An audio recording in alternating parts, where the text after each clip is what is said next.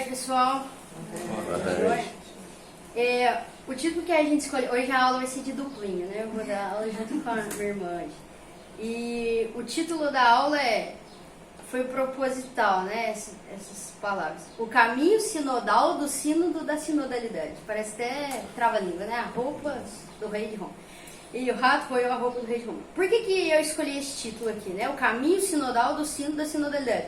Porque são palavras que a gente escuta toda Santa Missa, sinodal, sínodo, sinodalidade. E muitas vezes a gente não faz nem ideia o que é, né? Porque normalmente é exatamente nesse contexto que são apresentadas nas preces da comunidade. Palavras totalmente soltas e que a gente não faz ideia o que significa, o que é isso, né? E assim, o objetivo da aula eu trouxe 10 perguntas. Eu pretendo, né, tentar aqui responder 10 perguntas. Primeira pergunta, por que uma aula sobre o sínodo? Segunda pergunta, quais os objetivos dessa aula? Terceira pergunta, o que é um sínodo? Quarta pergunta, desde quando existem sínodos na igreja? Quinta pergunta, qual o tema desse sínodo? Sexta pergunta, como funciona um sínodo? Sétima pergunta, o que é sinodalidade? Oitava pergunta, quais são as propostas para esse sínodo? Nona pergunta, quais os problemas dessas propostas? E 10ª pergunta, de que forma devemos encarar esse cenário? Então, já vou começar aqui respondendo a primeira pergunta, né? Por que uma aula sobre o sínodo? Por que a gente escolheu esse tema, né? Justamente por conta disso, porque eu noto, assim, que é um tema que está sendo muito falado, só que muito pouco explicado, assim, né? Eu não sei, assim, porque eu frequento semanalmente umas 3 paróquias, assim. Eu ainda não vi, eu não posso falar que não teve isso, né? Mas eu, pelo menos, não vi nenhuma explicação, assim. Nenhum padre que explicou numa homilia, nem nada, o que era o sínodo. Pode até ser que tenha tido em algum paróquia, mas eu, sinceramente, não vi nenhuma explicação. Só que toda a missa fala disso, né? Toda a missa tem uma oração da Assembleia, muito estranha, assim. Até eu tinha separado folhetos, sabe? Eu peguei uns 7 folhetos, mais ou menos, com orações esquisitas. Aí eu deixei na roça esses folhetos, mas esqueci. Só que, assim, umas orações da Assembleia que estão no folheto muito estranhas, assim, muito genéricas e que a gente fica sem entender, né? Por exemplo, uma assim, né? Para que vivamos a fraternidade como o sínodo nos pede. Só que, assim, o que o sínodo nos pede? O que tá pedindo alguma coisa? Quem tá pedindo? Tá pedindo pra quem? Assim, aí é um negócio que a gente não entende muito, né? E parece que não tem ninguém que explica. Joga isso numa prece, assim, né? Para que não sei o que, não sei o que, não sei o que. Aí faz toda a prece, vírgula, como no sínodo. Sabe, assim, todos os assuntos, né? Fala de misericórdia, vírgula, como no sínodo. Fraternidade, vírgula, como no sínodo. Aí fala, pô, esse sínodo deve ser muito legal, né? Porque todos os temas estão envolvidos com esse sínodo. Então, assim, é porque justamente por causa disso, porque é uma coisa muito falada e pouco explicada. E ela é muito falada tanto na missa, né, no contexto da oração da comunidade, quanto nas redes sociais. Tem muitos perfis falando, até, eu não sei se vocês viram a propaganda que eu bolei para a aula, eu até trouxe aqui um trechinho, né, o trechinho da propaganda. Porque eu selecionei trechos de caras assim, né, influencers assim, pessoas que têm relevância na rede social e que estão falando coisas absolutamente diferentes, né? Eu coloquei isso na propaganda da aula, não sei se vocês chegaram a ver, eu trouxe aqui pra quem não viu. Então você vai ver, né, vários trechinhos de pessoas que, e se você for ver, não bate um que um outro fala, né? Síntese do sínodo da sinodalidade. E se você ficou ouvindo influencer, arauto do apocalipse, O Papa Francisco resolveu convocar o apocalíptico sínodo da sinodalidade. não tem nada demais na síntese desse sínodo. Absolutamente nada. E nesse sentido, eu acho que este documento é uma verdadeira revolução na igreja. O sínodo mais controverso e perigoso da história recente da igreja está prestes a começar lá no Vaticano, em Roma. E as decisões que forem tomadas lá podem mudar para sempre a igreja como a conhecemos. A própria igreja começou como sinodalidade. Então eu trouxe aqui, né, trechinhos, né? Tá o padre Paulo Ricardo, o Bernardo Kister, o diácono do catequista, o Álvaro Mendes do Santo Dom Bosco, aquele senhor do Instituto Plínio Correia lá de Oliveira. Então, assim, são pessoas muito influentes, que têm muitos seguidores e que a gente nota que não tá batendo, né? O diácono do catequista fala, né? Para esse pessoal aí que tá falando que é o Apocalipse. Aí em seguida já vem o Álvaro Mendes falando que é o apocalíptico sínodo, né? Então a gente fica muito confuso com isso, né? Realmente, porque aí na missa, no folheto, joga uma coisa abstrata, na rede social a gente vai tentar entender o que tá acontecendo. Aí cada um desses caras que, sim, são muito visados na internet estão falando uma coisa diferente. Então a gente fica muito confuso. Então a intenção aqui não é tentar confundir mais ainda a cabeça de vocês. Então eu não vou entrar em determinados assuntos que ainda são confusos mesmo, mas para tentar esclarecer o mínimo do mínimo ali, né? Então quais são os objetivos da aula? É a segunda pergunta. Primeiramente, esclarecer o que está acontecendo na igreja, né? Pelo menos tentar esclarecer.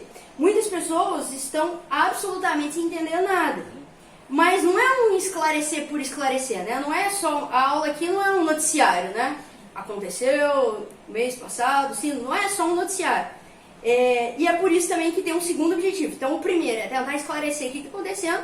E o segundo objetivo, que é o principal, é que a gente, né? Todos nós aqui, saiamos dessa aula com esperança e com propósitos concretos com relação a isso.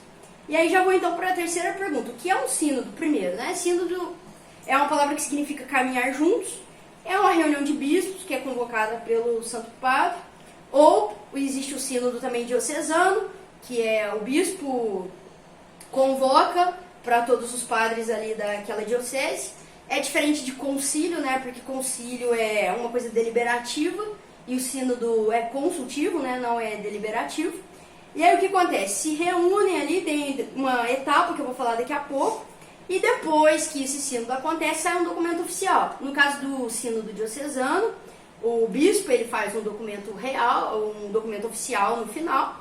E no caso do sínodo convocado pelo Papa, que é o caso desse sínodo que está acontecendo agora, o Papa é que vai fazer um documento final depois que acabar tudo, né? E desde quando existem sínodos na igreja? A reunião de bispos sempre existiu. Santo Agostinho participou de sínodo, São Jerônimo participou de sínodo, né? Sínodos, reuniões de bispos locais para definir determinada coisa sempre aconteceu. Até coloquei um exemplo de um sínodo que aconteceu, o sínodo de Alexandria, que foi um sínodo local que aconteceu ali, foi o começo da condenação da heresia ariana, que depois virou um concílio, né, e foi condenado mesmo. Mas ela começou num sínodo, né? Só que o sínodo, da forma como ele acontece hoje, mais ou menos ali, né, que o Papa Francisco deu uma mudada, mas mais ou menos do jeito que a gente entende hoje, ele foi num moto próprio emitido pelo Papa Paulo VI, né, São Paulo VI, em 1965. E aí ele, né, determinou que os sínodos aconteceriam de 3 em 3 anos, o Papa Francisco já mudou isso, porque está acontecendo com mais frequência, mas ali ele determinou mais ou menos que seria isso, e o Papa Paulo VI, né, São Paulo VI, ele colocou 3 objetivos para os sínodos, né. O primeiro objetivo seria promover uma união mais próxima e uma maior cooperação entre o Papa e os bispos do mundo inteiro. Então, união ali, né, ver o que está acontecendo. E o segundo objetivo, né, do Papa Paulo VI foi garantir que sejam fornecidas informações precisas e diretas sobre assuntos e situações que afetam a vida interna da igreja e sobre o tipo de ação que deveria ser realizado no mundo hoje. E terceiro, facilitar o acordo, pelo menos em questões essenciais da doutrina e sobre as ações a serem tomadas na vida da igreja. Isso aqui foi o que então o Papa Paulo VI pensou, né? Essa forma como o sínodo acontece é uma novidade lá do pontificado dele, mas essas reuniões locais sempre aconteceram. Só que no pontificado agora de Francisco aconteceu algumas mudanças. Primeiro, que está acontecendo com mais frequência, e segundo, agora esse sínodo que está acontecendo nesse momento, né, ele teve essa diferença que ainda não tinha tido, que é a participação de leis, inclusive de mulheres, que participaram desse sínodo, né? Embora os bispos ainda são a maioria, tem mais bispos participando do que leigos. E aí agora, no ano de 2021, então esse sínodo não começou esse ano, no ano de 2021 o Papa Francisco ele convocou o sínodo. né, o sínodo da sinodalidade, que o tema certinho é por uma igreja sinodal, comunhão, participação e missão. Esse é o tema do atual sínodo que nós estamos vivendo. Então ele foi convocado no ano de 2021 e está em processo. Daqui a pouco eu vou falar das etapas de um sínodo, né? Então ainda está em processo. Ainda o ano que vem ainda tem mais uma parte, depois aí sim que o Papa vai dar o documento final ali, né? E como funciona o sínodo, então? Já estou lá na 6ª pergunta, né? Então o sínodo, como que funciona? Aí existem 3 tipos de sínodo, convocado pelo Papa: o sínodo ordinário, extraordinário e especial. Esse é um sínodo extraordinário, né? Assembleia Geral Extraordinária. E aí tem as fases. Quais são as fases? Primeira fase tem a preparatória ou consultiva, que o povo é consultado. Aí depois, né, então essas consultas, é uma pesquisa de opinião. Consulta, tem as consultas diocesanas, elabora um negócio que chama DEC, né, que é o documento, não sei o que, continental lá, agora esqueci o... Não é? Esqueci, agora pensei nisso semana inteira, agora esqueci. E as assembleias continentais, e aí foi dividido em 7 assembleias continentais, dali cada um debateu um DEC, e aí formou um novo documento, que aí formou o chamado Instrumentum Laboris, né, que é um instrumento de trabalho, e aí é baseado nesse instrumento de trabalho que foi a 2ª etapa do sínodo. Então a primeira etapa do sínodo, consultivo. E aí, tá, galera, tá, o que vocês acham? Pegou aquilo lá tudo, aí dividiu, pegou todas as informações do mundo todo, dividiu em 7 documentos, continental, as etapas, etapa continental, o E de etapa. E, beleza, fez um instrumento de trabalho. Aí agora começou a segunda fase, que é chamada fase celebrativa, que é a reunião dos bispos, que vão acontecer em 2 momentos. Aconteceu em outubro, agora, mês passado, e vai ter de novo outubro de 24. De novo, essa segunda fase. E aí depois vai para a última fase, que chama fase operativa ou aplicativa, que aí o Papa define algo ali, né? Ele escreve um documento e que pode virar magistério e que aquilo vale para a igreja toda. Ou ele pode simplesmente não fazer nada, né? Ou seja, esse sínodo é um momento de escuta mesmo. Então ele está escutando o pessoal, reivindicações ali e dali sai alguma coisa. Só que aí, gente, agora aí é o que entra no negócio. Então presta bastante atenção. Então vocês entenderam até agora o que está acontecendo, uma coisa normal, que sempre teve na igreja, mas que esse ano, dessa vez está um pouco diferente, porque tem mulheres lá e tal, mas tudo bem. Mas é um sínodo, o povo está sendo escutado. Tá, só que aí a gente ouve muita coisa, realmente, né, daqui a pouco eu vou comentar, que tem muita coisa realmente esquisita, realmente. Só que assim, estamos numa fase o quê? Que o povo está opinando, né? Então, vamos imaginar o seguinte exemplo, assim, uma coisa bem louca, assim, né? Vamos imaginar que agora o nosso instituto vai fazer um sínodo aqui para a gente ver quais que vão ser os próximos passos do instituto. E aí a gente vai escutar a Ângela dar a opinião dela, o Sérgio, o Paulo, todo mundo que vai dar as suas opiniões. O que acha, o que acha pro instituto? Ah, eu acho que tem que ter tal coisa, eu acho que não tem que ter tal coisa, tá?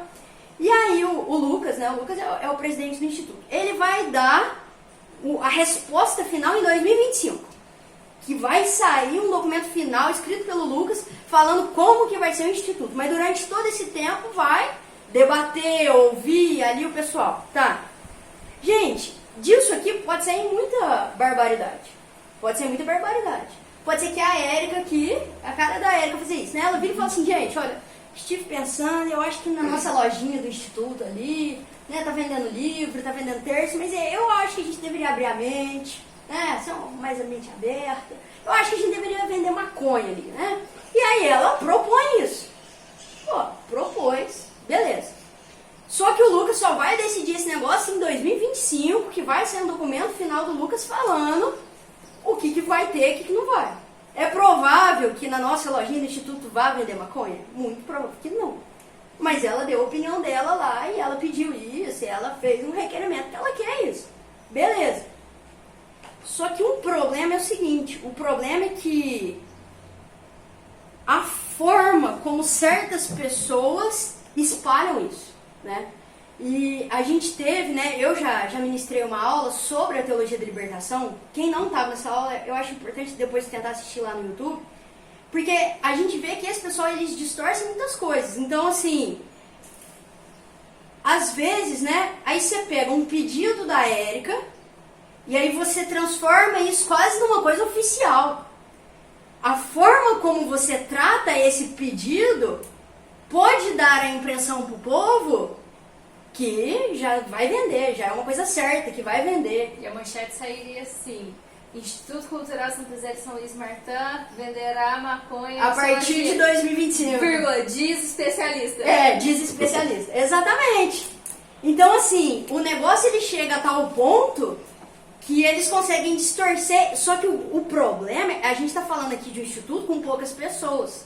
Mas aqui a gente está tratando de um negócio de nível mundial, de nível global, em que tem muita gente mais doido para um negócio desse acontecer, entendeu? Para um negócio desse acontecer mesmo, para vender mesmo maconha na lojinha do instituto. Tem gente torcendo para isso acontecer. Então o negócio, né, eles vão desandando com o negócio a ponto que o povão lá de fora começa de fato a achar que já está vendendo, ou que é certo que vai vender. Então, assim, parece que só disso ter sido pedido, isso já é um grande problema. O pedido já é um grande problema em si, né? Até assim, nem é momento de eu falar isso, mas eu acho que seria legal falar que tem um teólogo muito problemático do Concílio Vaticano II, o Karl Rahner, que ele fala, até trouxe uma frase dele aqui, que ele fala assim, ó, não sei se eu vou achar agora, que eu tava pensando em falar isso lá pra frente, que ele fala o seguinte: ele fala assim, que a coisa mais importante do Concílio Vaticano II não são os documentos. Isso é o de menos. Foi ele ter acontecido. O que foi decidido, o que está aqui, né? Esse aqui são os documentos do Concílio Vaticano II. O que está aqui, pouco importa. O importante foi ter acontecido. Por que Karl Rahner fala isso? Porque ele foi com a turma dele, que manipulou o negócio totalmente. A ponto que hoje existe qual visão, né? Uma visão totalmente distorcida do que o que está escrito aqui. Existe uma visão hoje do Concílio Vaticano II, do Concílio Vaticano II, que não é o que está aqui nos documentos oficiais do Concílio. Justamente por conta dessa mentalidade, desse tipo de gente como Karl Rahner, que fala um negócio desse. E a gente vai ver que no sino tem gente que está pensando a mesma coisa. Eu já vou falar, eu estou me atropelando aqui, mas é mais ou menos isso. E aí, você vê que o Santo Padre, ele fala, né, eu vou ler aqui, é um pouquinho grande, mas um trechão assim grande da abertura do sínodo agora da abertura dessa segunda fase, de 2023, outubro agora, ele falou isso aqui. Quero dizer que neste sínodo, inclusive para dar espaço ao Espírito Santo, há a prioridade da escuta. Há esta prioridade. E aos operadores de imprensa, aos jornalistas, que fazem um trabalho muito interessante, muito bom, devemos passar uma mensagem, dar uma comunicação que seja o reflexo desta vida no Espírito Santo.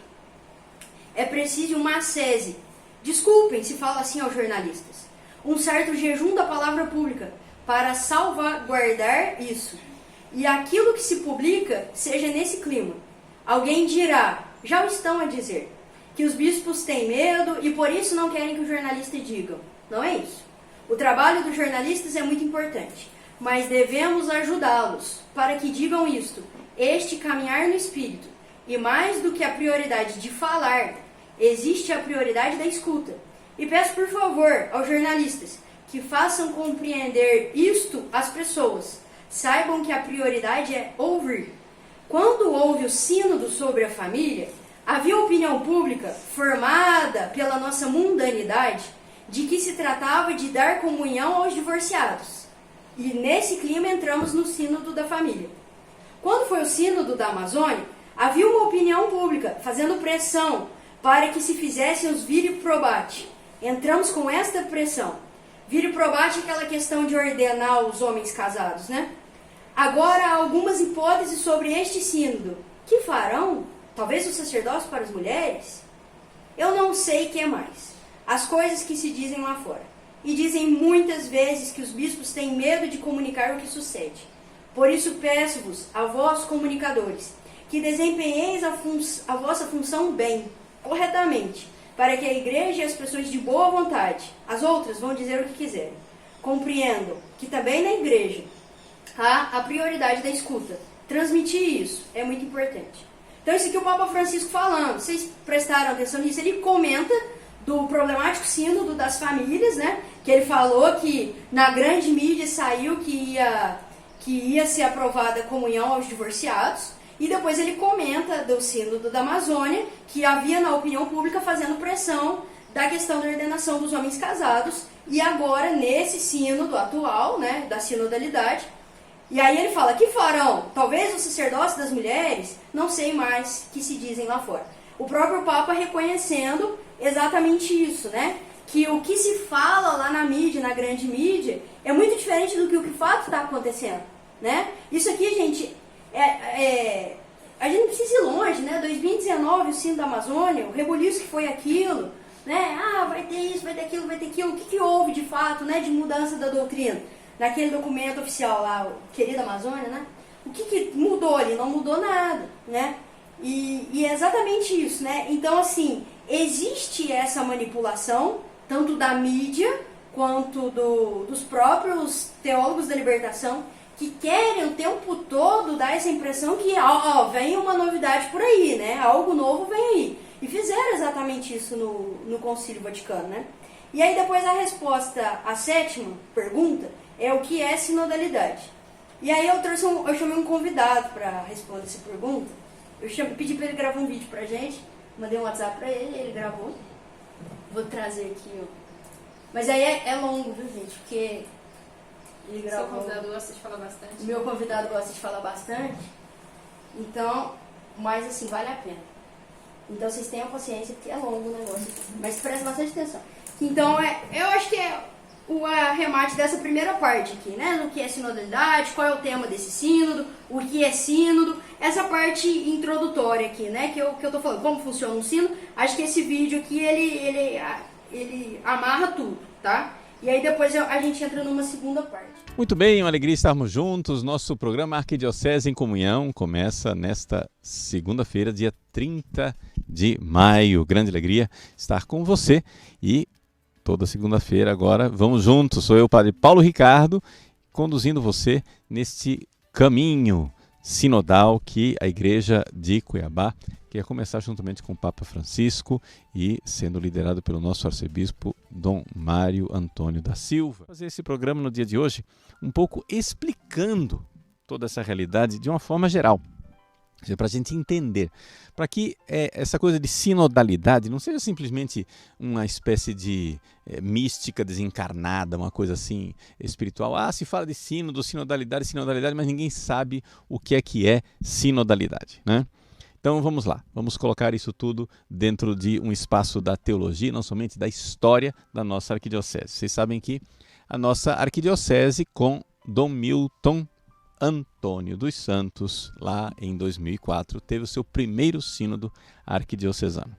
O seu Dom Milton foi nomeado para cá como arcebispo coadjutor em 2003, e então o Papa João Paulo II aceitou a renúncia de Dom Bonifácio. Quando o Papa aceitou a renúncia de Dom Bonifácio, Dom Milton, então, primeiro ato que ele fez foi convocou uma reunião do Conselho de Presbíteros. Então nós estávamos lá, os conselheiros, né? Eu fazia parte do Conselho de Presbíteros, do Colégio de Consultores, no dia 9 de junho, né? Nós nos reunimos e Dom Milton, então, falou da vontade de convocar o Sínodo Arquidiocesano de Cuiabá. Nós votamos, os conselheiros, e todos acharam uma ideia fantástica, excelente. Opa, topou. E aí, então, o Dom Milton quis eleger ali, no grupo dos conselheiros, né, do Conselho de Presbíteros, aquele que seria o secretário-geral do Sínodo Arquidiocesano de Cuiabá. Foi feita a votação e eu fui eleito. Eu que fui o secretário-geral do Sínodo Arquidiocesano de Cuiabá. No dia seguinte, lá no ginásio poliesportivo do Colégio São Gonçalo, era solenidade de Corpus Christi, dia 10 de junho de 2004, quinta-feira. Então, o nosso arcebispo, Dom Milton Antônio dos Santos, nesse clima de comunhão, ou seja, festa de Corpus Christi, né? Comunhão. Ele então convocou o primeiro sínodo arquidiocesano de Cuiabá. Dali começou a trabalheira, né? Assim, nós começamos a trabalhar e todo esse processo sinodal foi do dia 10 de junho de 2004 até o dia 22 de maio de 2008. Começou com a solenidade de Corpus Christi e terminou com a solenidade de Corpus Christi. De 2004 a 2008. Tivemos muitas assembleias, mas a primeira preocupação de Dom Milton foi de explicar para as pessoas o que era sínodo, porque todo mundo, o que é sínodo? Que história é essa de sínodo? Né? Agora, passados vários anos, né? Quase 20 anos dessa história, né? São 18 anos, nós estamos aí de novo, falando de sínodo e de sinodalidade, mas desta vez a convite do Papa Francisco. Vamos então tratar dessa realidade, comunhão, participação e missão. Mas a gente precisa entender o que são as coisas, porque senão a gente fica só, né, palavras ao vento, repete a palavra. Vamos entender o que é sínodo, tá? E o que é essa sinodalidade que quer o Papa Francisco, tá? Veja, primeiro podemos colocar, a partir de uma definição da palavra, né? Syn, hodos é caminho, syn é juntos, é caminhar juntos, né? Caminhar juntos. Nós, então, vamos caminhar juntos. Mas só essa palavra não basta, né? Quando a gente vai falar na prática de sinodalidade, o que é que o Papa Francisco está querendo com a sinodalidade? Né? Está querendo que as pessoas participem mais e não somente, ou seja, que a igreja entre numa nova dinâmica de sinodalidade que seja muito mais profunda do que ela viveu já na sua história. Ou seja, que a gente vá um pouco para as fontes da igreja, lá no Novo Testamento, e compreenda que talvez nós tenhamos perdido um pouco a sinodalidade ao longo do caminho. E que a igreja que foi fundada por Jesus Cristo em sinodalidade precisa voltar a esta sua fonte de sinodalidade. Então quer dizer mais participação. Quando a gente fala de sínodo, canonicamente falando, e eu sou canonista, né? O que é sínodo, canonicamente falando? Bom, a gente tem dois tipos de sínodo. Tem um sínodo que é um instrumento do Papa. O Papa convocou um sínodo sobre a sinodalidade a ser celebrado em outubro de 2023. O que é o sínodo nesse caso? Bom, é um grupo de bispos que se reúne com o Papa para aconselhar o Papa e falar para o Papa das coisas da igreja. Em 2023, então o sínodo vai ser isso? Vão ser só bispos ou vai ter outras participações? Né? Vamos ver. Vamos ver o que é que vai querer o Papa Francisco. Mas existe uma outra palavra, uma outra definição de sínodo, né? Que é o sínodo diocesano. O sínodo diocesano não é uma reunião de bispos. Não, é uma reunião do bispo, o pastor, no caso aqui, nosso primeiro sínodo arquidiocesano era o quê? Uma reunião com Dom Milton, que estava lá para ouvir. Ouvir quem? Os padres, que foram todos convocados, todos os padres em cura d'almas na Arquidiocese de Cuiabá, mas também os representantes dos religiosos e dos leigos, movimentos pastorais. Então, nós fizemos várias assembleias sinodais, né, em que foi feito um processo de consulta do povo de Deus nas paróquias, né, foram feitos os vários cadernos sinodais, né, os vários cadernos foram distribuídos nas paróquias com questionário para as pessoas responderem a esse questionário. Depois, esses questionários foram entregues, né, à Secretaria-Geral do Sínodo. Nós fizemos o trabalho de fazer um resumo destes questionários, daquilo que veio das paróquias, para apresentar para a Assembleia Sinodal. E a Assembleia Sinodal, então, foi tratando daqueles temas, né, foi sendo debatido, foi sendo votado, debatido, votado, debatido, votado, debatido, votado.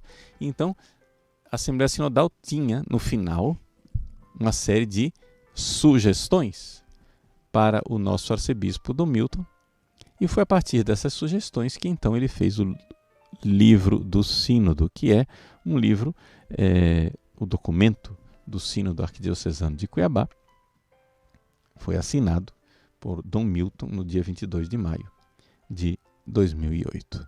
Então esse foi todo o processo sinodal que nós vivemos aqui em Cuiabá. Então, sínodo, o primeiro sínodo de Cuiabá foi isso. Foi esse processo de participação do povo, do laicato, nas paróquias, os religiosos, religiosas, padres, seminaristas, os seminaristas participaram também, etc. Aqui eu dei duas respostas, mas são duas respostas canônicas. Mas isso ainda não é sinodalidade. Né?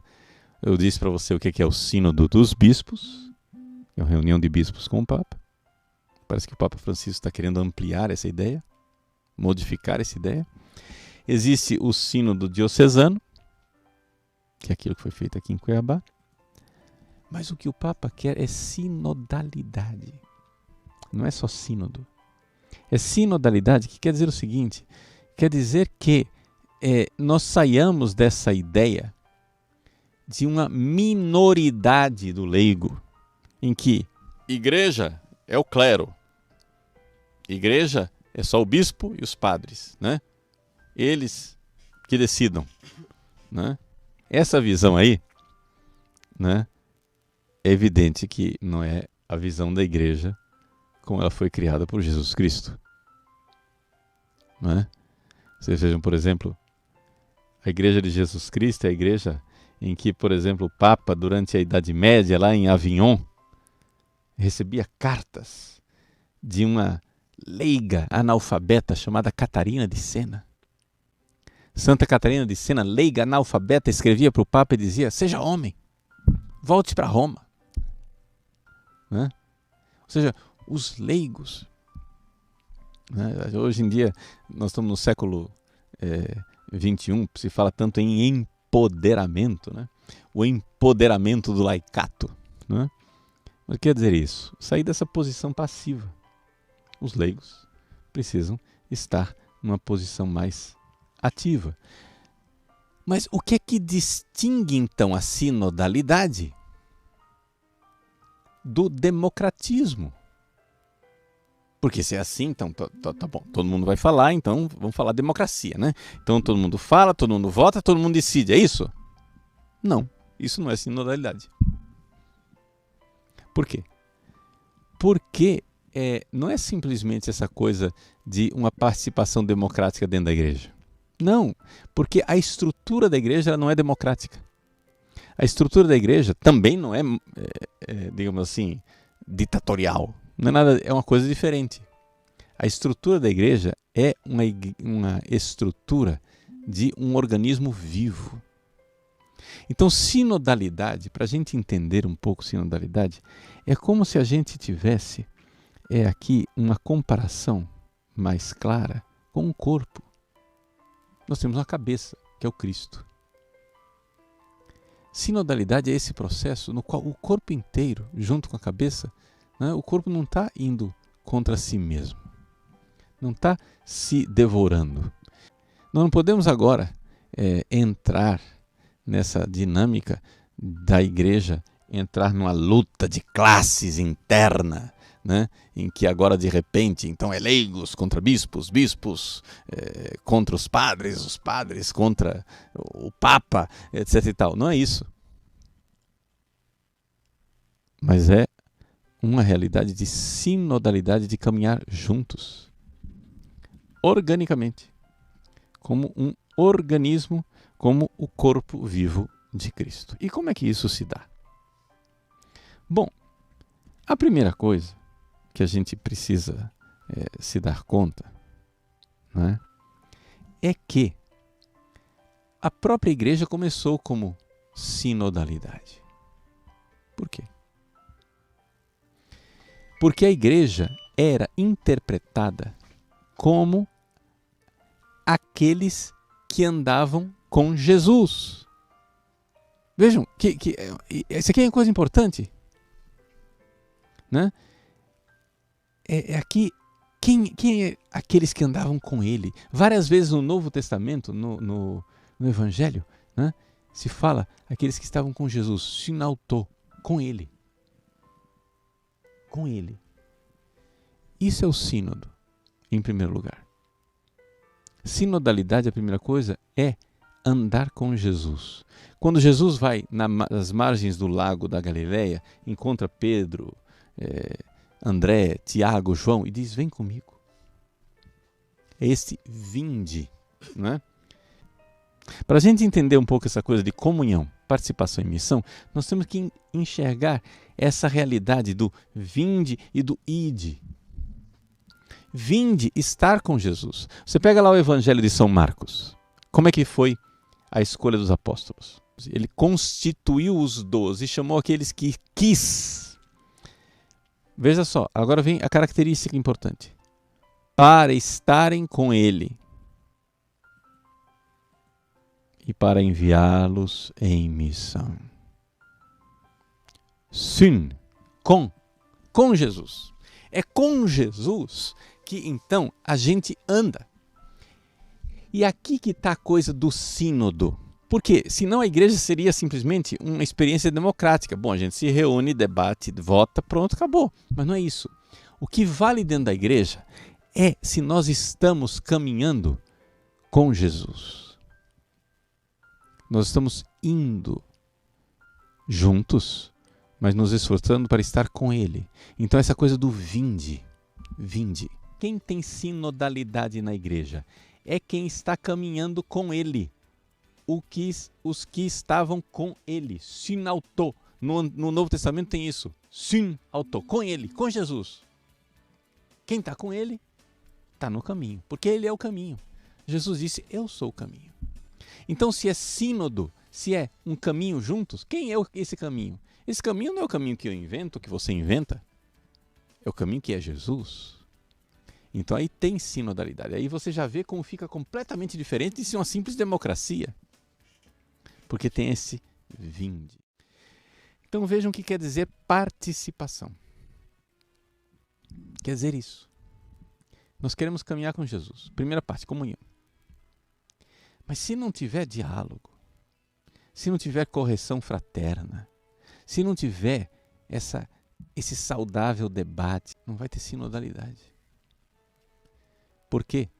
Porque Jesus chamou os apóstolos para estarem com Ele, mas foi difícil essa caminhada com os apóstolos. Os apóstolos rivalizavam entre si no caminho, brigavam, né? Brigavam, sim. É interessante. O Jesus, que foi o primeiro reitor de seminário, os seminaristas dele brigavam para ter os melhores lugares. Jesus, que foi o primeiro bispo diocesano, na diocese de Jesus, os padres brigavam entre si, né? Os seus apóstolos. É necessário que a gente então entenda que nós precisamos nos corrigir mutuamente, né? Então tem participação. Aí tem sinodalidade, tem uma questão de estar disposto a mudar. O meu irmão é o meu médico. Esta é a coisa importante da participação. Mas não para por aí, porque o nosso sínodo também tem a missão. E o que é esta terceira parte, chamados a missão? Quer dizer o seguinte, a fraternidade cristã é uma fraternidade aberta.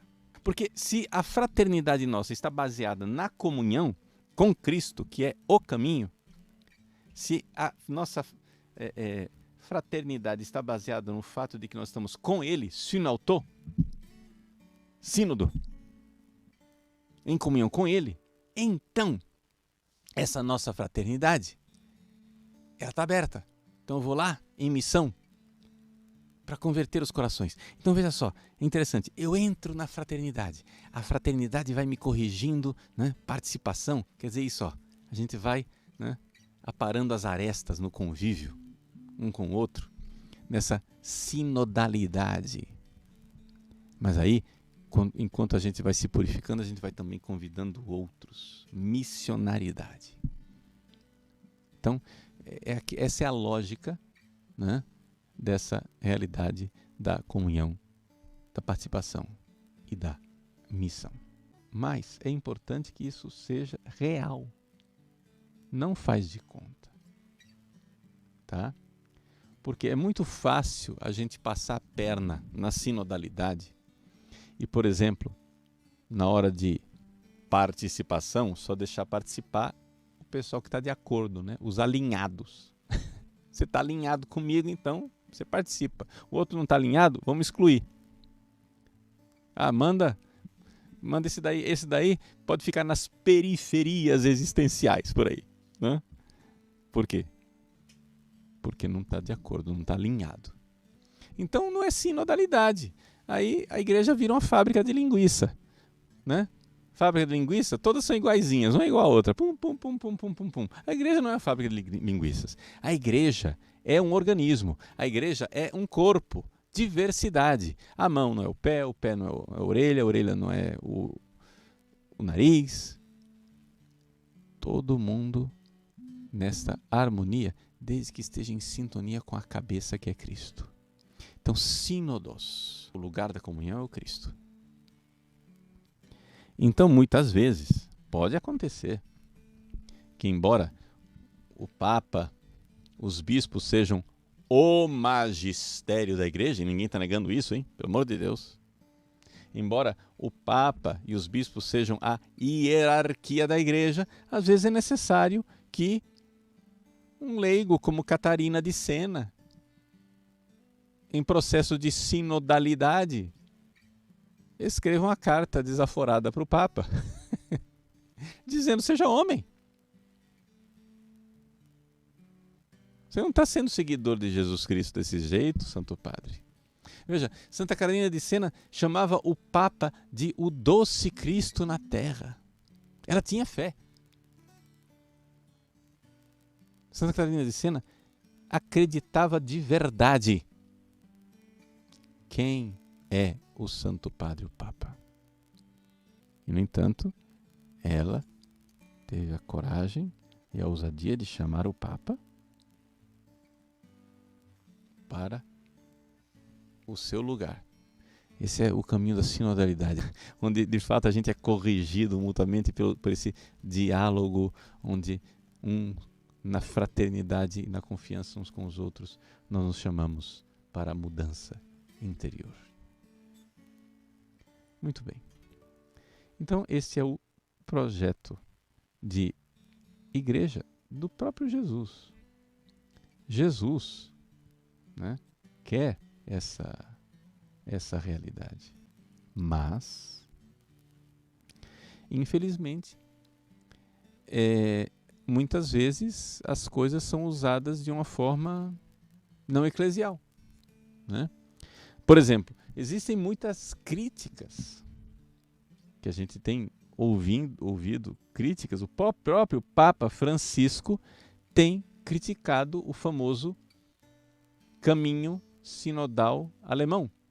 Vocês sabem que na igreja da Alemanha, né, eles entraram também num processo que eles não chamam de sínodo, porque canonicamente sínodo é aquilo que eu falei para vocês no início do programa, ou é o sínodo dos bispos com o Papa, ou é o sínodo diocesano, mas eles entraram numa espécie de caminho sinodal, onde vai tá todas as dioceses, etc, etc. E nesse caminho sinodal alemão, a gente vê que o resultado de muitas dessas assembleias do caminho sinodal são disparatados. Por quê? Porque a coisa não parte de uma comunhão com o Cristo. Parte de uma comunhão com o mundo. Então, essa vontade de estar em sintonia com o mundo moderno é uma das doenças atuais de muitos membros da igreja, onde as coisas são invertidas. Ao invés de você ser discípulo missionário, ou seja, vinde, aí você estar com Jesus, em comunhão com Ele, num processo de participação, de capítulo, de questionamento, você se purifica e ide, vai e prega em missão, a coisa é invertida. As pessoas, vão lá para o mundo, para aprender com o mundo. E depois vira discípulo do mundo e vem trazer os valores mundanos para dentro da igreja. Essa é que é a coisa. Né? Ou seja, essa dinâmica toda de que os valores do mundo moderno é que nos julgam. Né? Por exemplo, para pegar um exemplo, quando a igreja prega os valores da família. Não. A igreja está ultrapassada. O próprio Papa Francisco, quantas vezes o Papa Francisco falou contra a ideologia de gênero? Não é? Papa Francisco. Mas não, se você olha pela lógica de certos caminhos sinodais, nós vamos lá com o mundo nos ensina a ideologia de gênero, e aí você vai e massacra a igreja, porque a igreja é homofóbica, a igreja é preconceituosa, a igreja é fechada, a igreja... Então é o mundo que vai ensinar a igreja. Ora, mas já faz 2000 anos que a igreja é o contrário, é a igreja que sai em missão para fermentar o mundo, para transformar o mundo, porque a nossa fraternidade cristã é uma fraternidade aberta, onde as pessoas vêm para Cristo. Então, é essa a estrutura básica e fundamental daquilo que é a sinodalidade na igreja. Não é? Ou seja, não é transformar a igreja numa democracia, porque ela não é. Respeitar a estrutura da igreja, porque a comunhão da igreja, ela é uma comunhão também mística, que transcende o aqui e o agora. Então, por exemplo, a maior parte da igreja, a parte mais importante da igreja, onde é que ela está? Está no céu. Porque nós aqui somos igreja, mas somos igreja em processo, né? Nós não somos igreja consumada. Nós somos a igreja em processo, porque pode ser que eu morra e Deus me livre e guarde, mas pode ser que eu, no fim da minha vida, termine, né, traindo a igreja e morra fora da igreja. Mas quem está no céu não tem esse perigo. Então a parte mais importante da igreja está no céu. E nós temos comunhão com eles também. Então a comunhão não é só comunhão, sei lá, com o Papa Francisco, com Dom Mário ou com o Padre Paulo Ricardo. A comunhão é também com os papas que vieram antes e principalmente aqueles que são santos e estão no céu. Com os bispos que vieram antes. Porque as pessoas, às vezes, ficam escolhendo, né? Escolhendo o Papa, escolhendo o Bispo, etc, etc. Então, não, minha comunhão, eu sou do Papa Francisco. Sim, mas se você é do Papa Francisco, você é do Papa Bento XVI, você é do Papa João Paulo II, você é do Papa João Paulo I, você é do Papa Paulo VI, você é do Papa João XXIII, você é do Papa Pio XII, você é do Papa Pio XI, né? Você é do Papa Bento XV, você é do Papa né? Pio X, Pio IX, e assim vai. Leão XIII, Pio IX, e assim você vai para trás, até chegar em São Pedro. Por quê? Porque a igreja é assim, ou você está em comunhão com todas as gerações da igreja desde o início, ou você não está em comunhão com ninguém. Sinodalidade é também comunhão com a igreja de todos os tempos. Porque senão, se a gente corta, né, essa ligação da sucessão apostólica com o Cristo lá atrás, aí não estamos no caminho. Não é isso? quis colocar esse trecho, né? Eu sei que é longo, mas assim, não tinha como arrumar um jeito de eu explicar melhor o que o padre Paulo Ricardo explicou, né? E assim, você vê exatamente isso, que o negócio, né, é algo positivo. Mas o que fazem com isso é que de fato estão estragando. E aí eu que vou agora para a 8ª pergunta. Quais são as propostas para esse sínodo? E a gente vê que de fato tem propostas ruins, bem complicadas, né? Isso aqui o padre Paulo ele falou antes do instrumento em labores e antes desses, muito antes, né? O ano passado. E quando a gente pega para ler os documentos, né? Eu li tudo que tinha, né? O instrumento labores, o de síntese que saiu agora, o deck, eu li o deck do virtual. E assim, tem umas coisas realmente muito esquisitas, assim, né? Então eles dão indícios, um negócio meio ambíguo, não é muito direto, mas dão ali a entender o fim do celibato, ordenação de mulheres, bênção para pares homoafetivos, comunhão para recasado. E uma coisa constante, assim, a hierarquia da igreja, né? E aí eu já entro aqui na 9ª pergunta, quais são os problemas, né, dessas propostas? E aí aqui, por exemplo, né, o fim da hierarquia, você pode ver no documento Lumen Gentium do Concílio Vaticano II, deixa muito bem claro que o próprio Deus, ele quer hierarquia, né? A hierarquia é algo bom. E aí ele fala, né? Ele fala sobre o primado de Pedro. Este sagrado concílio, seguindo a linha do Concílio Vaticano I, ensina e declara com ele que Jesus Cristo, pastor eterno, instituiu a Santa Igreja, enviando os apóstolos como ele próprio for enviado pelo Pai, e quis que os sucessores destes, os bispos, fossem os pastores da sua igreja até o fim do mundo. Deus quis que eles fossem os pastores. Estabeleceu Pedro na chefia dos apóstolos e assentou nele o princípio e o fundamento, perpétuo e visível, da unidade da fé e da comunhão. Este santo concílio propõe de novo, firmemente, a fé de todos os fiéis, a doutrina da instituição, perpetuidade, poder e natureza do sacro primado do Romano Pontífice e do seu infalível martério. E aqui vários trechos, tá? Que ele fala, né? Essa missão divina, confiada por Cristo aos apóstolos, deverá durar até o fim dos séculos. Por isso os apóstolos, nessa sociedade hierarquicamente organizada, cuidaram de constituir seus sucessores. Por isso ensina este sagrado concílio que, por instituição divina, os bispos sucederam aos apóstolos como pastores da igreja. Então aqui vários e vários trechos falam, né, da hierarquia. Deus quis a hierarquia, Deus quis que o Papa fosse o chefe, aquele que governa a casa de Deus, e que os apóstolos, que os bispos fossem os sucessores dos apóstolos que estivessem acima de nós, né? E a gente vê que isso é muito problemático, por exemplo, quando a gente vê a própria foto do concílio. Vocês viram isso aqui? Com certeza vocês viram, né? Porque o normal, né? O normal de um sínodo acontecer não é nessa sala, né? Não é nesse auditório, esse auditório Paulo VI.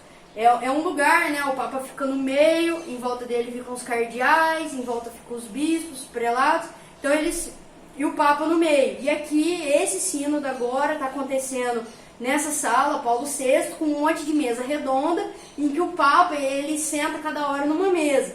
Só que isso não foi algo sem querer. O próprio Dom Olerich lá, que é um cardeal bem problemático mesmo, que é o relator, né, desse sínodo, esqueci o nome da palavra aqui, né? Ele é o dirigente aqui do negócio. Ele fala, né? Ele fala que foi proposital, que foi para mostrar que existe uma igualdade, que todos são iguais. Ele fala isso, né? Que não foi sem querer, não foi por acaso que colocamos nessa sala. É para mostrar de fato que todos estão no mesmo nível. Então, na mesa redonda tem sentado leigo, tem sentado bispo, tem sentado padre, tem sentado o próprio Papa, que às vezes ele vai mudando de mesa em mesa. Então, ele fala que isso foi proposital, né? Tem um discurso do cardeal Olerich que ele fala isso. Então, essa forçação de barra, né? Uma forçação de barra constante, em vários momentos a gente nota que os documentos foram muito forçados, forçação de barra mesmo, nessa direção, né? De que Tem até um trecho aqui do instrumento labor que eu coloquei. Parece oportuno intervir também no direito canônico, reequilibrando a relação entre o princípio da autoridade, fortemente afirmado na legislação atual. Então, assim, vamos dar uma reequilibrada nessa autoridade do Papa, é autoridade demais, vamos mudar uma coisa, né? Outra coisa horrível, assim, tem uma hora nesse instrumento de trabalho que ele chama o padre de facilitador. Isso me deu até um arrepio, porque eu lembrei da escola, que na escola tem essa vibe, assim, tem uma tendência de você não pode chamar de professor, não é professor. Tem escola que isso assim, né, é facilitador do ensino. Por quê? Porque você não ensina, você facilita, porque todos vão aprender, todo mundo. Aí tem isso é uma coisa muito pedagogia do Paulo Freire, negócio de sala de aula invertida, em que os alunos vão ensinar para os professores. Esse termo facilitador surgiu disso aí, dessa pedagogia, perdão, mas maldita, que instalaram aí nas escolas. E aí quando eu li esse negócio de facilitador nesse instrumento, deu até um arrepio. Falei, nossa, até nesse instrumento que estão colocando essa porcaria de facilitador da comunidade, né? Então ele não vai ensinar, não tem nada para ensinar. Todo mundo, a gente vai aprender junto, ninguém ensina, não tem uma autoridade, né? Outra coisa muito estranha também é um negócio que ele fala do Espírito Santo, que todo mundo escuta o Espírito Santo. Tá, só que assim, a gente tem que ver, o Espírito Santo não é esquizofrênico, não pode ser esquizofrênico. Então assim, imagina, o Espírito Santo me inspira uma coisa, inspira uma coisa totalmente diferente na Érica. Pô, tem algum Espírito Santo que tá errado, né? Como é que a gente vai fazer o desempate? Qual é o Espírito Santo que tá certo? Qual o critério? Desempate deve ser o quê? Quem aqui está de acordo com a tradição da igreja, o magistério da igreja, tudo que os papas nos ensinaram, o que a santa doutrina nos ensina? Então esse deve ser o desempate, né? Porque se a gente for um negócio solto, porque dá uma impressão esquisita, né? Tem até um diagrama bem tosco mesmo, no instrumento de trabalho. Eu não vou nem mostrar aqui, senão fica longo demais. Mas um negócio assim, aí todo mundo senta em círculo. Nossa, deu até uns gostos. Todo mundo senta em círculo, aí todo mundo pede o Espírito Santo, e todo mundo fala, e aí as decisões são tomadas tudo assim, né? Todo mundo, né? Mas assim, tá, o Espírito Santo inspira, óbvio que inspira, mas assim, existe um critério ali pra gente saber quem tá certo e quem tá errado. Qual é a certeza que eu tenho de que eu tô falando pelo Espírito Santo ou se é a Érica? Pô, isso é uma coisa super protestante. Porque você vê lá um pastor que fala que não pode de jeito nenhum batizar criança. O outro pastor fala que tem que batizar criança, mas os dois estão inspirados pelo Espírito Santo. O Espírito Santo não é bipolar, o Espírito Santo não é louco. Tem alguém ali que está errado. Então o quê? Pô, o que foi que a igreja fez desde sempre? Pega lá os santos padres da igreja, o que foi? Lá na patrística, volta lá atrás. O que foi que sempre foi feito? Pô, esse é o critério para saber quem está certo e quem está errado. Mas parece que não tem isso nos documentos, sabe? Aí tem umas frases esquisitas, assim, no instrumento de trabalho mesmo. Devemos voltar a interrogar o depósito da fé e a tradição viva da igreja. E tem uma hora que ele fala assim, só que é tudo muito ambíguo, sabe? É muito forçação de barra.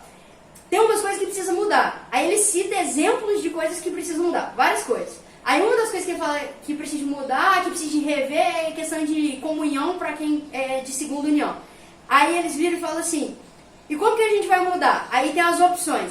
Algumas coisas a gente deve ensinar de outra forma o que sempre foi ensinado. Ah, beleza, ensinar de uma outra forma a doutrina de sempre. Mas em outras ocasiões a gente deve rever a tradição da igreja.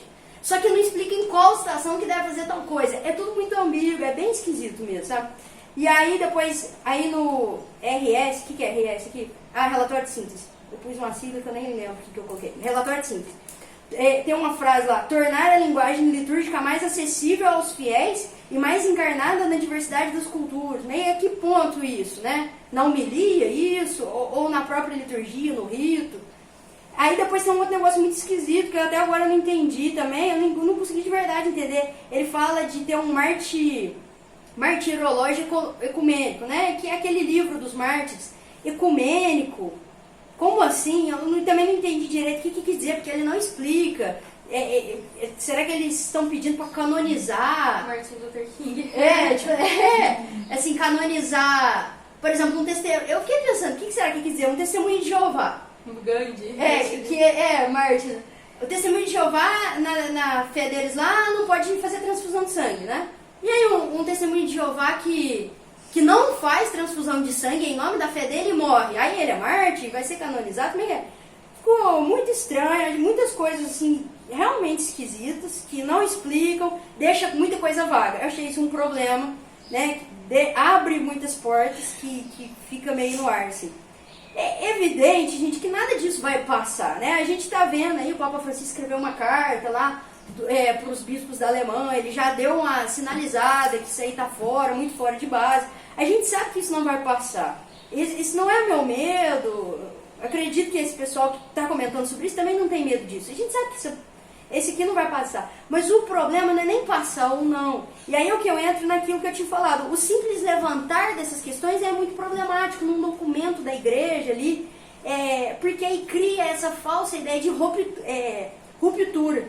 Que aí eu acho que esse é o grande problema. E eu encerro com isso, né? E depois, deixa... Coitado, fulano. Porque acontece o seguinte... Essa ideia de ruptura que teve no Concílio Vaticano II, que é aquela ideia assim, porque o que eu falo isso naquela aula, né? Qual foi o erro? O erro tem algo novo. E aí teve duas grandes heresias assim, né? Tem algo novo, então o que vale é o daqui pra frente, ou o que vale é o daqui pra trás. Aí é aquilo que eu explico na aula da Teologia da Libertação, né? A galera Teologia da Libertação, que quer negar a Suma Teológica, e a galera dos tradicionalistas aí que quer negar até as canonizações atuais. Essa ideia de ruptura é muito ruim, que surge e que dá origem a muitas heresias ruins. É exatamente isso que está acontecendo. Eu falava daquela frase do Karl Rahner, né? A frase está aqui agora. Mais importante do que aquilo que foi decidido no Concílio Vaticano II é que ele aconteceu. Ou seja, né? Tô nem aí pro que está escrito nos documentos. O que importa é o debate que levantou. É o que está sendo falado. Deu uma brecha para manipular.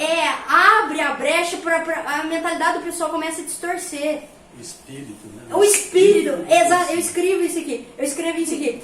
O Karl Rahner fala do espírito do concílio. E hoje em dia, no documento aqui, qual que é o documento? Ele não fala do espírito do concílio, ele fala da cultura sinodal. É a mesma ideia do espírito do concílio do Karl Rahner. Agora é a cultura sinodal. Isso abre brecha para um monte de coisa. É um negócio que não vai acontecer, que não acontece, que não é a realidade, mas essa tal dessa cultura sinodal. O espírito da Constituição. Exato. Isso acontece no jurídico. Mas é exatamente o problema. Você vê a Constituição Federal, ela é super aberta. Dignidade da pessoa humana, liberdade. Essa Constituição Federal ela dá brecha de você defender qualquer coisa. O próprio Barroso lá falou isso, né? E desse jeito, uns termos muito ambíguos, assim, que dá brecha para muita coisa. Essa cultura sinodal. Aqui, ó, expressão essa empregada no próprio instrumento de trabalho, né? E aí tem uma outra frase do instrumento de trabalho que eu coloquei aqui também. Olha isso aqui. O objetivo do sínodo não é o documento, não é produzir documento, mas abrir horizontes.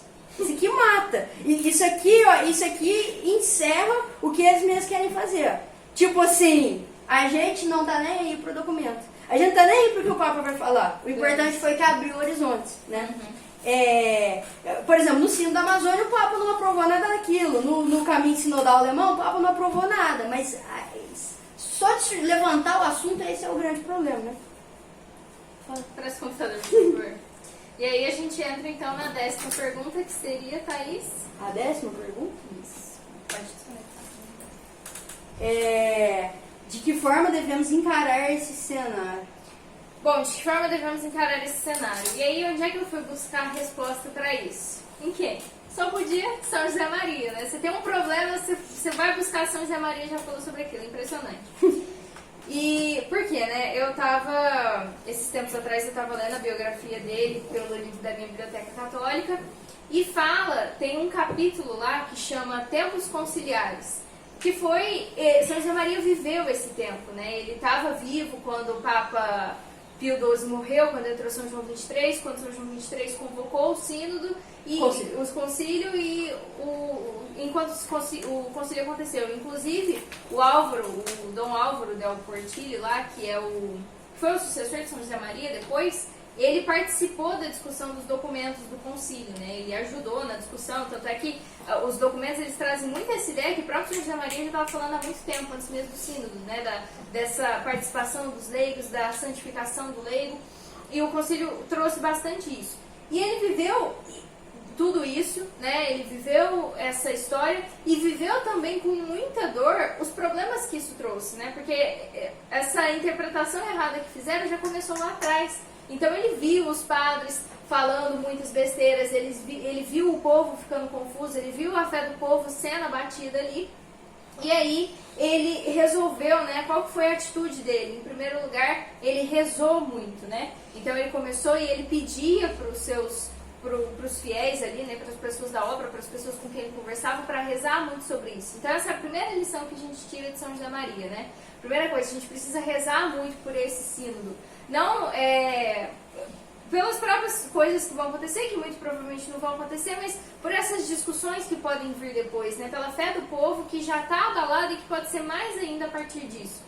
E ele também buscou muito o refúgio em Nossa Senhora, então ele rezava muito a Nossa Senhora, visitou, né? Já no final da vida, ele já velho, já cansado, já estava com doenças, mas ele fez muitas viagens, né? O final da vida dele foi super ativo.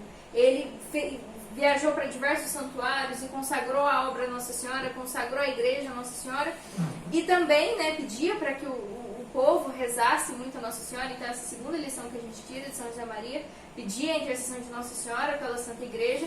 E em terceiro lugar, ele fez o que foi chamado de a grande catequese. Nessas viagens, no final da vida, ele viajava muito e visitou vários países. Veio aqui no Brasil, Portugal, Equador, se eu não me engano, Venezuela, Argentina também, se eu não me engano, Inglaterra, foi os países lá da parte do Oriente.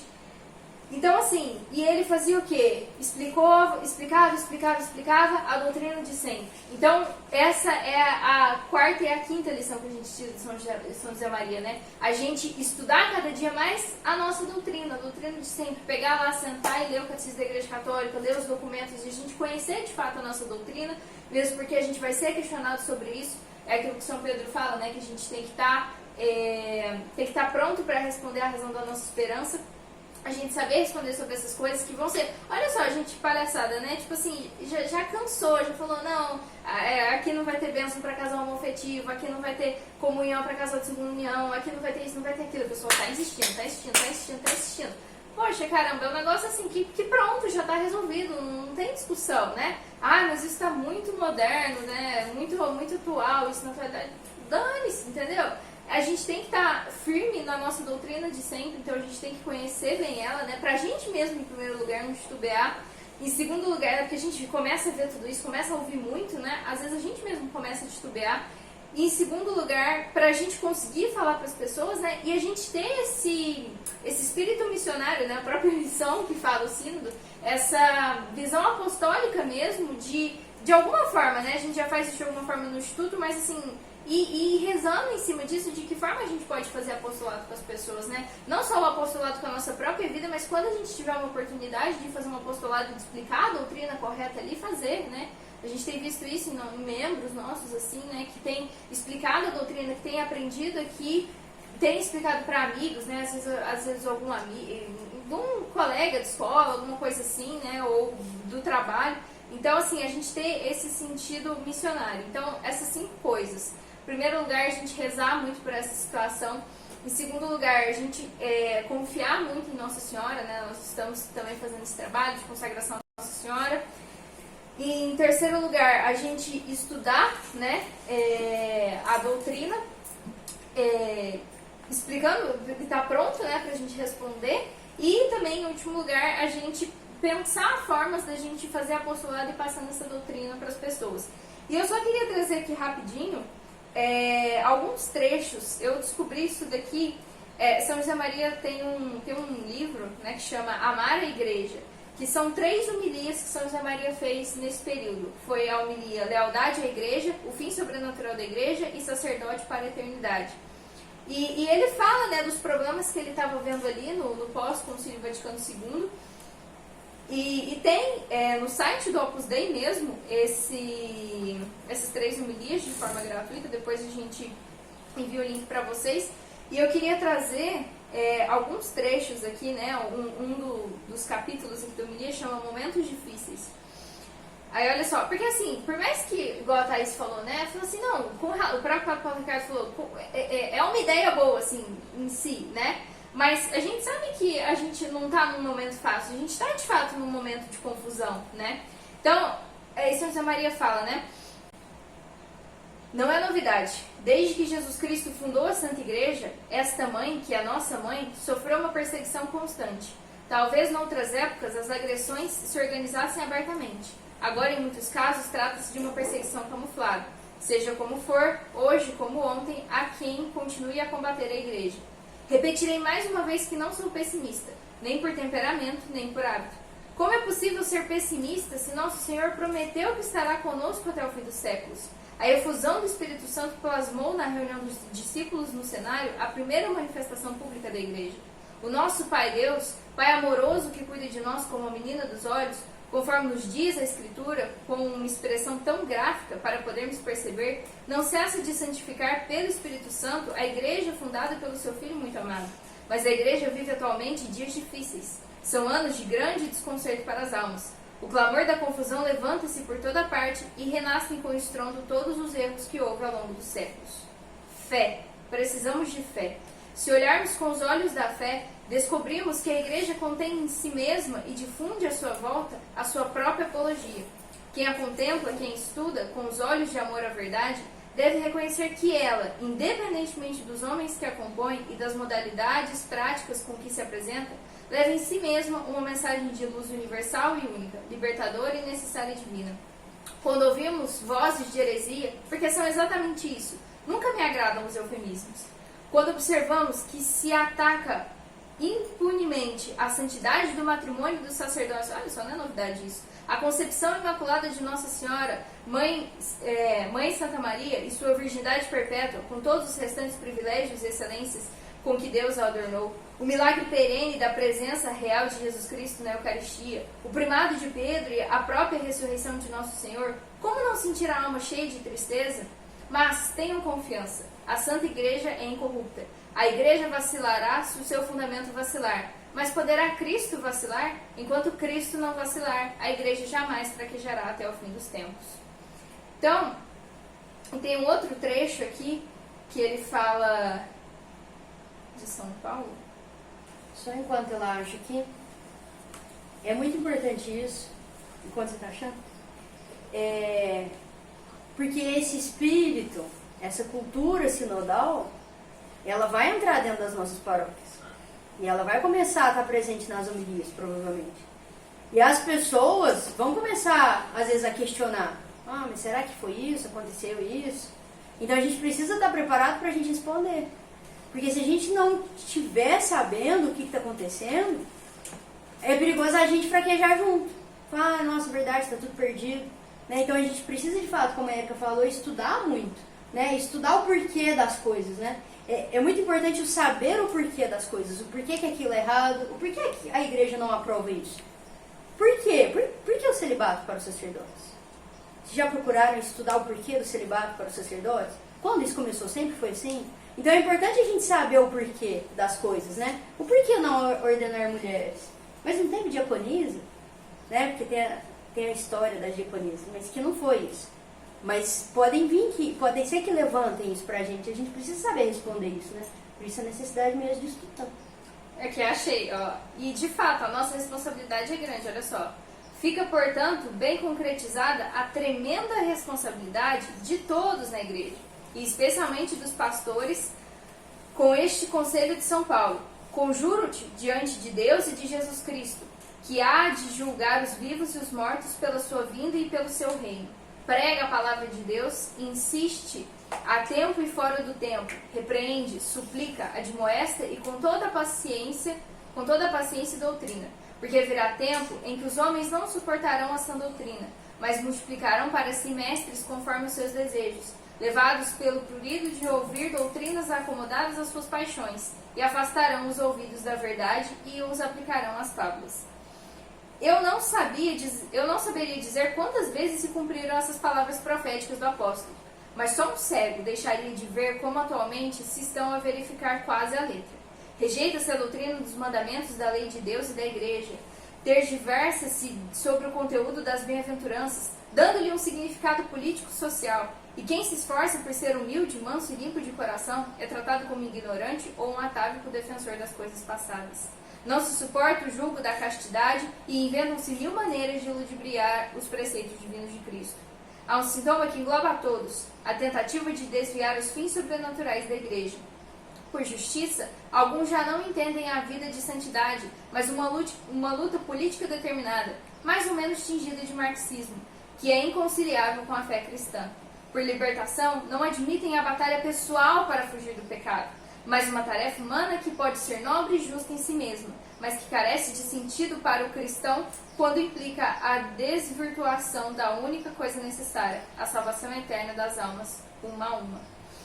Esses tempos são tempos de provação e tempos de pedir a Nosso Senhor com um clamor que não cesse, que os abrevie, que olhe com misericórdia para a sua igreja e conceda novamente luz sobrenatural às almas dos pastores e a todos os fiéis. Não há motivo algum que leve a igreja a empenhar-se em agradar aos homens, porque nunca os homens, nem sós, nem em comunidade, darão a salvação eterna. Quem salva é Deus. Então eu gostaria de terminar essa aula. Você gostaria de falar alguma coisa? Só gostaria de falar que não há nada de novo debaixo do sol, né? Porque eu gostaria de recomendar esse livro, que é do Instituto. Esse livro é nosso, tá? É de todos nós aqui. Que ele fala a história da igreja. E aqui conta a história de todas as heresias, de tudo que já passamos nesses 2000 anos. E nós já passamos no século XV por uma heresia chamada heresia conciliarista, de um tal de Jean Hus, que exatamente era isso. Ele queria diminuir o poder do Papa, o concílio, ele está acima do Papa. Foi uma heresia extremamente democrática. O que o concílio decidir, mesmo que o Papa vá contra, isso deve valer o voto da maioria. Então, assim, nós já tivemos, né? As heresias, elas vão trocando de roupa só, né? Mas são as mesmas ideias, né? E as portas do inferno não irão prevalecer. Exato. E São Tomás de Aquino tem aquela frase que ele fala, né? Que... Como é que é? Tudo bem para o bem? Deus governa. Deus governa todas as coisas. Deus governa todas as coisas. Deus governa todas as coisas, especialmente a sua igreja, né? A gente não tem que se desesperar. E é aquela frase, né? Tudo concorre para o bem daqueles que amam a Deus. Então, assim, de tudo de ruim, né? Vejam, de todas as consequências ruins que veio o Concílio Vaticano, né? São José Maria pegou e fez, então vamos tirar um trem bom disso daqui, vou viajar aqui o mundo inteiro fazendo a grande catequese. Então, assim, de tudo a gente ainda pode tirar um bem com a graça de Deus, né? E São José Maria termina com um conselho, essa homilia dele, né? Na Santa Missa, neste domingo, na renovação incruenta do sacrifício cruento do Calvário, Jesus imolar-se-á, sacerdote e vítima pelos pecados dos homens. Não o deixemos só, que surja no nosso peito um desejo ardente de estar com Ele, ao pé da cruz, que aumente o nosso clamor ao Pai, Deus misericordioso, para que volte a dar a paz ao mundo, a paz à igreja, a paz às consciências. Se nos comportarmos assim, encontraremos ao pé da cruz Maria Santíssima, Mãe de Deus e nossa Mãe. Pela sua mão bendita, chegaremos a Jesus, por Ele, ao Pai, no Espírito Santo.